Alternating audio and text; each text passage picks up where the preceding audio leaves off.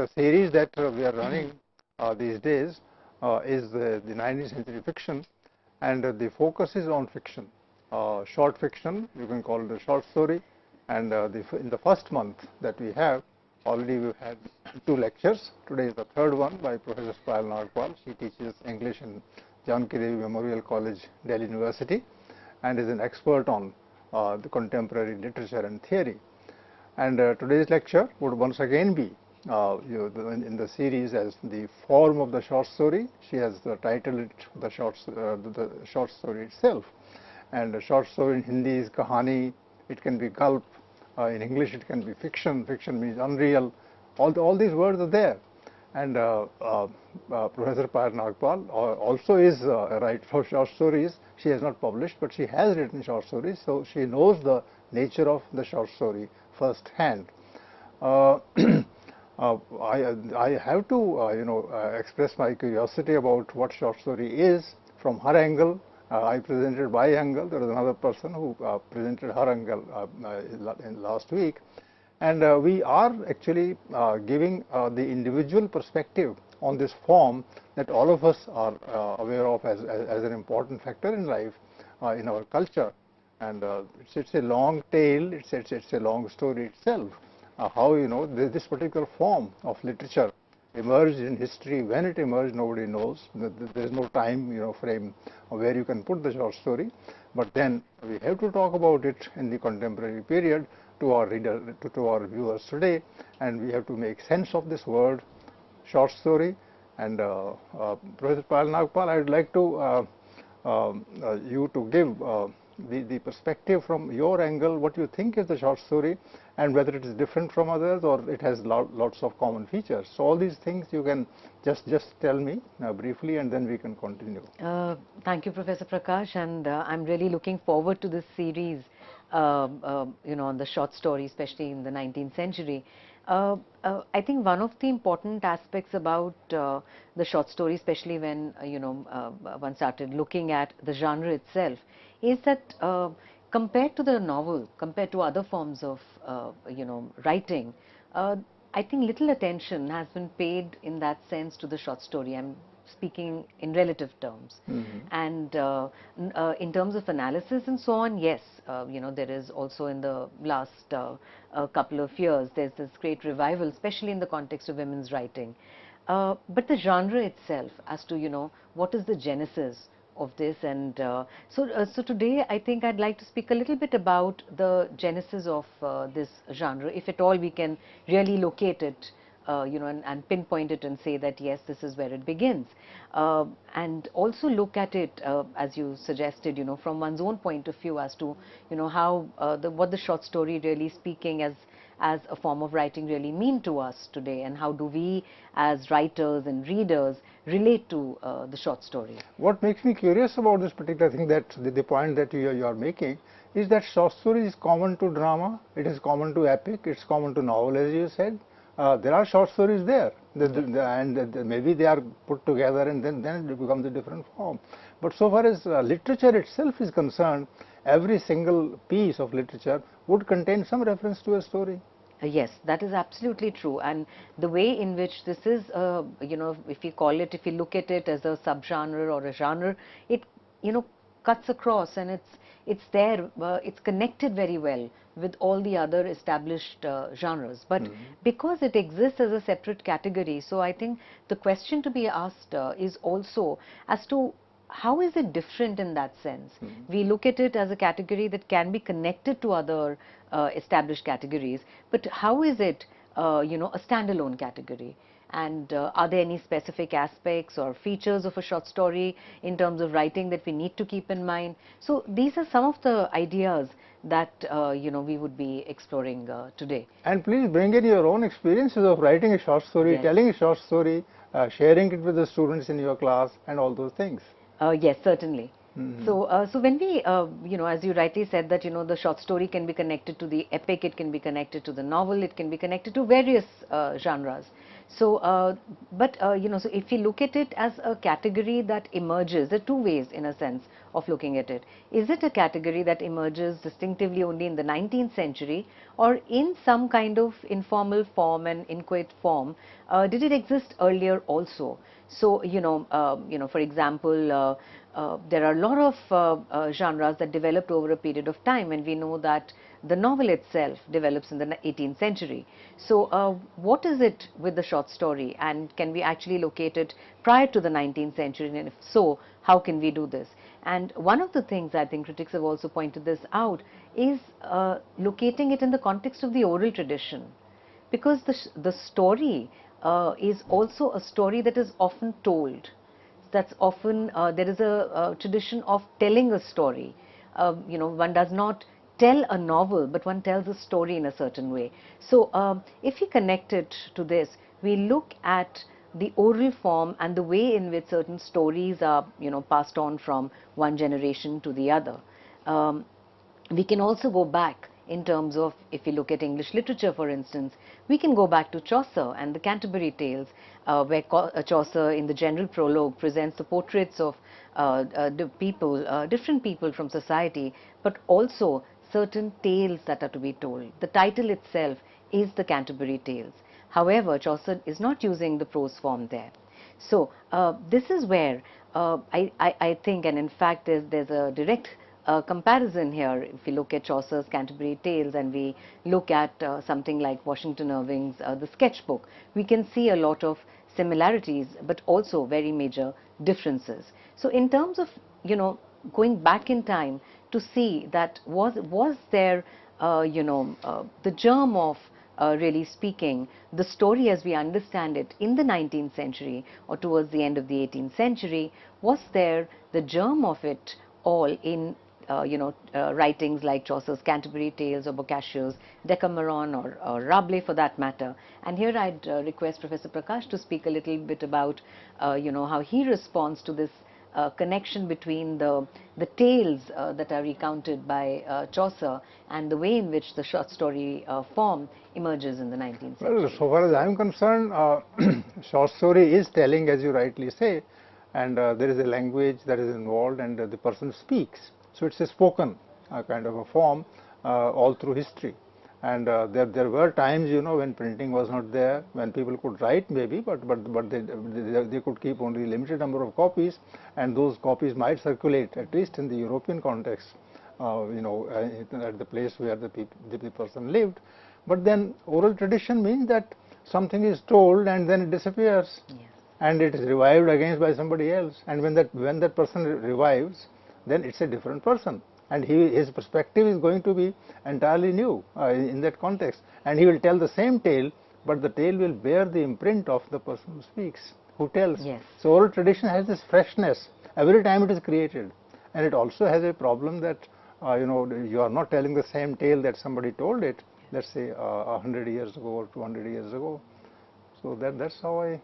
Yes, so especially in the context of Chaucer, because it was interesting that Chaucer in the prologue presents certain portraits and also in a sense presents their stories in the tales that follow. And as you also rightly said that if you look at the oral tradition, then one strength is that the story is told, but each time it is told by a different person, which also makes it a different story, which brings us to the question of in a sense the concretization of form. So if we look at the short story and we look at it in terms of a genre, we also need to focus on what we really speaking mean in terms of the short story emerging as a genre, and what really speaking are the aspects of the short story. So when we talk about the aspects of the short story, it cannot be discussed without bringing in Edgar Allan Poe's very famous review of Hawthorne's Twice Told Tales,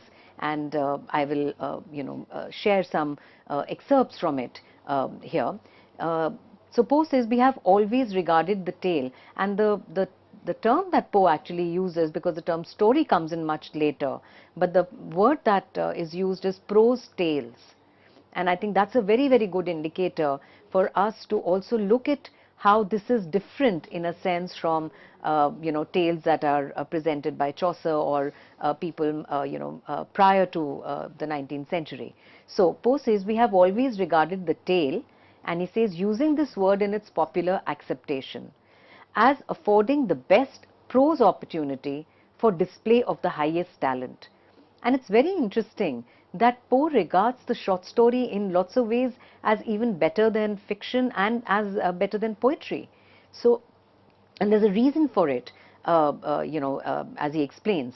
He says it has peculiar advantages which the novel does not admit. And what are these advantages is what we really need to ask. Does the short story, which also raises a question, we might not agree with this, but we have to ask, does the short story present any specific advantages over the novel? So it is, of course, Poe says, a far finer field than the essay. It has even points of superiority over the poem. And he says, a skillful literary artist has constructed a tale. If wise, he has not fashioned his thoughts to accommodate his incidents, but having conceived with deliberate care a certain unique or single effect to be wrought out. So ever since this piece was written, I think the debate around the short story has centered on some of the seminal points that have been raised by Poe and have been attributed by Poe to the short story. So for instance, first of all, he looks at the writer of the short story as a skillful literary artist. He locates his wisdom not in simply fashioning thoughts, to recount certain incidents, but the term deliberate care is very important. And this deliberate care is exercised for a singular effect that is to be wrought out. And what do we mean by this singular effect? There is, by Poe an attempt to look at the short story in terms of its effect on the reader. And in this case, what Poe is suggesting is that there has to be a single effect that is there on the reader of the short story. So, what is the single effect? What exactly does he mean? So, in a sense, I think the idea that Poe is kind of, indicating here, and as I said that, this is written way back. And today, of course, we might look at a short story also as offering us multiple perspectives, multiple points of view, how it would resonate with the different people that it presents as part of a story, or for that matter, the different ideas that it presents. But we also need to keep in mind that this is written at a time, what Poe is writing is written at a time when we have movements like, the Romantic movement, we have realism, and modernism is yet to happen. So the genre of the short story is also going to be affected by these different literary movements, and by the time we reach modernism, and in the 20th century, it would probably mean something entirely different. But by the singularity, the single effect that Poe is talking about is the impact on the reader, that it is that one point that the reader should be able to grasp. Or for that matter, I think the totality of the scene that is presented by the writer, that impacts the reader in a, in that one moment. If I understand it correctly, what Pope would be saying is that the Poe is saying is that there's single point in the story, yes, and that point is to be communicated, and no other extraneous element is allowed to come in. Is it that he wants to say? Yes, and in that, so for instance, it could be one statement at the end of the story, and that would, in a sense, convey the single point that the story is trying to make, the thrust, in a sense, of the entire story. It's a kind of a message. Yes. That this is what I want to tell you, and everything else is irrelevant. Everything so the focus is entirely on one point. Yes. Okay.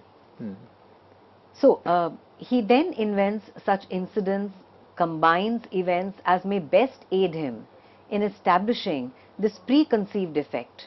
If his very initial sentence tend not to the outbringing of this effect, then, according to Poe, he has failed in his first step. So for Poe, the writing of the short story meant translating it into this singular effect, and this is when he himself was reviewing Hawthorne's Twice Told Tales. So some of the, as you rightly pointed out, that there are questions that can be asked here. But before we do that, this gives us some kind of, a working paradigm or a working structure in a sense to locate the short story in. So today, as I said, we might not want to go along with this idea of the single effect, or we might want to, but it's important to understand what it meant in the 19th century. So again, headed to Poe, in the whole composition, he says there should be no word written of which the tendency, direct or indirect, is not to the pre-established design. And so with care and skill, a picture is at length painted, which leaves in the mind of him who contemplates it with a kindred art. So this picture is a singular picture as far as, even though the richness is there, it'll be an intense, layered, complex portrait, but in terms of its absorption finally by the reader, there has to be a certain singularity of, effect. And the idea of the tale has to be presented, as he says, in a kind of, undisturbed manner here. So for Poe, he says that if we look at a short story as, and we pay attention to the word short, in the sense that, that there is a certain length that has to be kept in mind. So he says undue brevity is also, to be avoided here, as in the poem, but undue length is more to be avoided. So this, in a sense, draws attention. From Poe, we understand that we need to look at both form and content. So we look at the form in terms of length at times, but we also, there are certain short stories that are just a page long that convey so much in that one page or 1.5 page, and there are certain stories that are that run into, let's say, 5 or 10 pages. And is it possible then, and we need to ask, to achieve that singleness of effect as Poe talks about? What do you yes, exactly. think about this? I was thinking about this, and you made 2 points so far as Poe is concerned. First, that it has to be a prose representation, Yes. and second, it is singular. Yes. Now, just see the irony. When you talk, when I talk, for instance, I'm unstoppable. When anybody starts speaking, this person has to be asked to stop, which means that prose means that there is a kind of freedom to go on and on. And the second thing is singular, which works opposite to the endless talking. So in a way, the short story has to, venture into an area where a lot can be said because it is prose. Everybody can write prose, everybody can speak prose, and it's very difficult to compose a poem, to compose an epic, to compose a drama. So you talk and you talk less. See the paradox? Yes. How do you respond to it? Yes, it's true. Which also means that the short story, the writing of the short story also involves a training of a very different kind. Mm-hmm.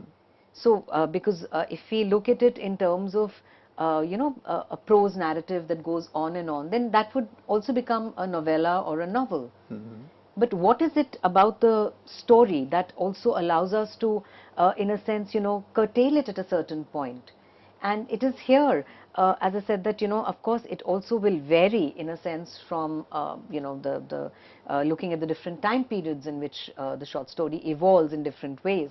But here, I think this idea of conveying something at the end of it, be it, in terms of a kind of singleness of effect or an understanding, because when we say that, the writer is to present this entire picture, then is this picture going to convey the singleness of effect? Because the picture is going to be a very rich portrait. It can present a portrait of, entire social group, of the society, of culture. It can be many things. Suppose I say that the writer of the short story or the teller of the tale is guided entirely by the audience. And people want to hear you, but they don't want to hear you beyond 20 minutes or 30 minutes. There is a kind of problem with them of focusing, of concentrating. So the tale has to stop. So the writers, as you pointed out in the case of Poe, has to be alert, has to be conscious about this, that it has to be a short piece. Otherwise, it will cease appealing to the reader. Yes. So, in a sense, I mean, are we also suggesting then that we provide a certain kind of closure, you know, at the end of the story? That in a sense is going to be a very important point to take up, because again, stories written in different time periods are also going to look at you know, closure in a very different way, or maybe go in for a certain kind of open-endedness where the closure is denied. So how do you look at this idea of closure at the end of a story? A closure to me would be, a message which is complete, and then we say that one doesn't want to go beyond this, and that message has been designed. You use the word Poe, and in Poe's case, of the design. The design has to be first, conceived and thought of, and then the writer starts writing about it. And then comes a point when that design reaches completion. So maybe that's the closure. Yes. So, in fact, if we look at what Poe has to say about this, he says we allude to the short prose narrative. And according to him, it should be something, it should be a story that is told in about half an hour to 1 or 2 hours in its perusal. The ordinary novel is objectionable from its length for reasons already, stated. As it cannot be read at one sitting, it deprives itself of the immense force derivable from totality. So here he brings in another very important word for us when it comes to the short story, and that is totality. So worldly interests intervening during the pauses of perusal modify, annul or contract in a greater or less degree the impression of the book. And so simple cessation, he says, might destroy this unity, but in the brief tale, the author is enabled to carry out the fullness of his intention, be it what it may. And during the hour of perusal, the soul of the reader is at the writer's control.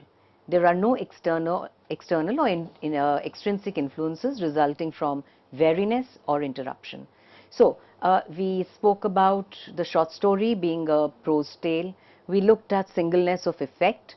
The word totality was introduced. And now I think this particular piece also provides us something which, as 21st century readers of the short story, we would find very exciting, and we would look at the genre of the short story opening multiple possibilities to us as writers and readers, because he says that two things. One, that the author can carry out the fullness of his intention. Which means that tremendous skill, and for this reason I think Poe calls the writer of the short story a very skilled artist. So the author has to, in those 2 or 3 pages, or in that span of half an hour, has to carry out the fullness of his intention. I think here we can again head towards the oral form to understand how, when a tale is told, when we tell a story, we have to keep the reader engaged, the listener engaged. Because if the listener is not engaged, then the story would probably collapse, I think, in the first 10 minutes itself. So it's important then to keep the reader of the short story engaged, and for the reader to get what the author is saying. Whether this is possible or not is a different matter altogether. So during the hour of perusal, the soul of the reader is at the writer's control. So this is again, how does the reader negotiate with this? This itself, I think, is very, very important here. What is the soul of the reader? Is it the reader's interest in the tale? Does the reader want to enrich his understanding, and that understanding reaches a point where it has already been enriched? What is the soul of the reader? Mind, interest, curiosity, wonder, what? I think in this case, first and foremost, it would be the interest of the reader. The reader has to be kept engaged. Because if the reader is not engaged, neither will the author be able to make her or his point, nor will the reader be able to really, absorb it in that sense. So to keep the reader engaged, which means that how do we remain engaged? We remain engaged when there is something that kind of, appeals to our ideas and also triggers curiosity. And I would actually want to go ahead and use another word in this context, which is that it also makes us think critically. So because it's not as if you're looking ahead at a long span like the novel, for instance. But in the case of the short story, if it has our attention and is also something that appeals to us at the level of ideas, and by appeal, I do not mean agreement, which is why the word appealing critically to the reader's mind is very, very important, I think.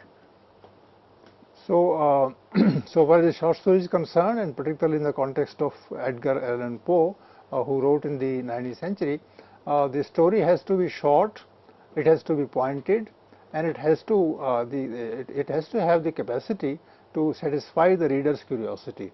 And if that happens, particularly in the context of the 19th century, then the story has been successfully written. That's what you have said? Yes.